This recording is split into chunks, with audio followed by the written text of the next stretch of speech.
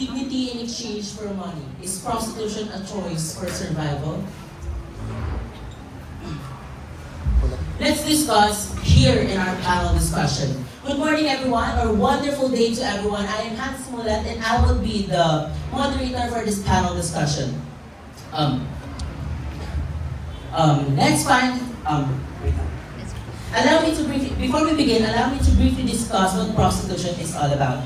Prostitution is the act of engaging in sexual activity with someone in exchange for money. So now, let's proceed to our panelists for today. Let's start with Father Suge from Our Lady of Fatima Chapel. Let's give them a round of applause, guys. Thank you. John Rich Santillan, CEO of Voice for Corporation. Attorney Mig's sister from Honesty and Prudence Law Firm.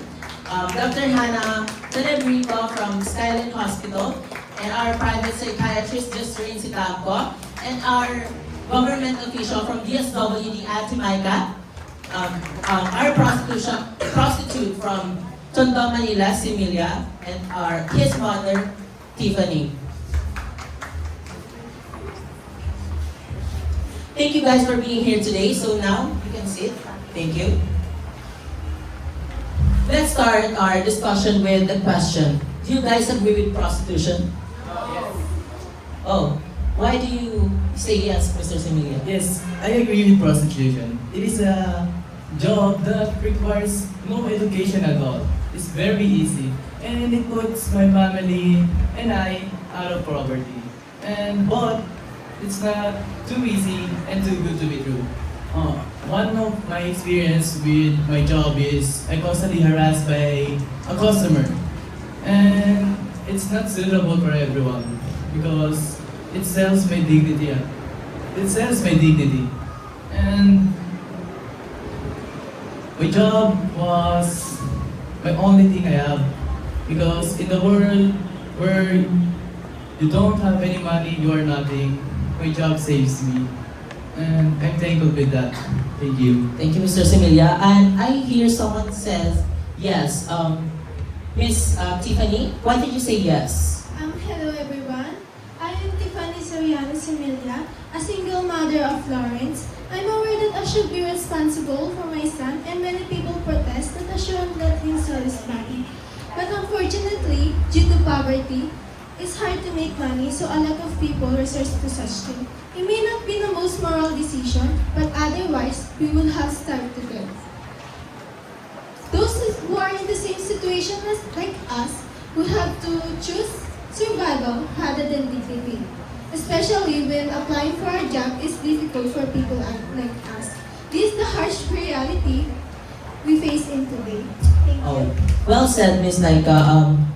But now this begs the question of, should prostitution be considered a legal job? Miss Atelian? Thank you for inviting me to this panel. As a professional, I want to share my perspective about this topic with regards to taxation. I noticed that sex workers are exempt from paying taxes, which seems fair, given that my company pays high taxes. I noticed that prostitutes face difficulties in life, and a little contribution from every sector can go a long way in the community. That's all. Thank you. So now, what about health? How does prostitution affect our health? Well, personally, as a health specialist, I don't support prostitution as a profession, because I believe it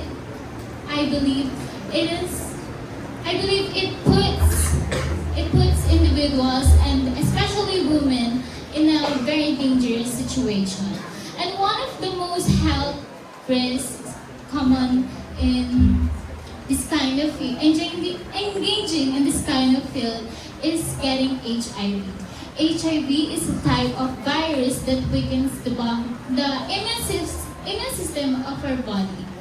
That's why it is mostly common to sex workers, because they are having multiple contacts interacts with different peoples. That's why.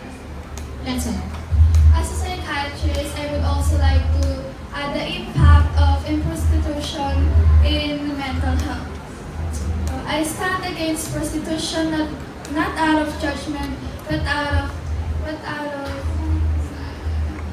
concern the psychological it takes. Many people, many individuals we've encountered in this kind of work reports high level of depression, anxiety, post-traumatic stress disorder, and emotionally numbness. Thank you, Miss Jasreen. How about for our attorney here? Okay. So, Father Briggs, let's discuss what does the Word of God says about prostitution. Thank you for having me here. Good day, everyone. I'm Father Briggs. In the Old Testament, the law of Moses explicitly forbids prostitution and related practices. And in Leviticus 19, chapter 19, verse 29, and in Deuteronomy chapter 22, verse 21, it involves that the prostitution is facing severe consequences. Okay, thank you, Father Briggs. How about in the law, attorney sister? Is there any law that includes prostitution? Good day, everyone. I'm Attorney Mix. So they are myriad of laws that the government has made to prevent the rapid rise of businesses involving prostitution. Some of this is Article 202 of the Revised Penal Code. It imposes penalties on persons who engage in prostitution in considering it a criminal offense. Okay, And is there any fine or consequences when we disobey the law that you have said earlier? Oh yes. So these laws including fines ranging from 1,000 to 10,000 pesos and or imprisonment from 3 months to 3 years for general violation. I would also like to add that the Philippine government is against and has illegalized prostitution, primarily because we acknowledge that it is a form of sexual harassment and a violence against women.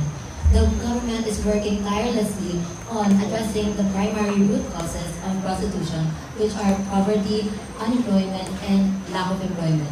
So we are providing support systems and services that focuses and aims to empower and rehabilitate these people in these fields to help these victims to exit these victims or rather survivors from prostitution. Thank you. Thank you guys for being here today. So truly there are disadvantages and advantages of prostitution.